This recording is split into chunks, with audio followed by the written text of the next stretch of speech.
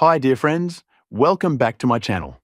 Today in this video, I am going to show you how to connect a pen drive to Vivo phones.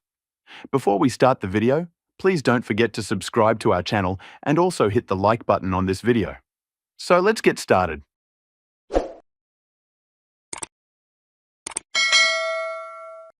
Here, as you can see, I have an Acer pen drive.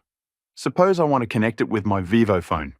For that, first you need to buy a USB 3.0 to Type-C connector.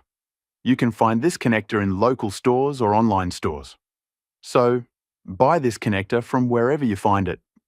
Now, what you need to do is simply connect the pen drive to the connector and then connect the connector to your Android phone. If I open the file manager now, as you can see, it's not showing the pen drive. So what you need to do is go to your phone settings, scroll down, and go to More Connection Settings.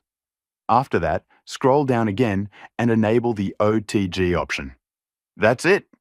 Now just open the file manager again, and as you can see, I have got this flash drive showing here. So friends, that's the way you can easily connect a pen drive with your Vivo phone.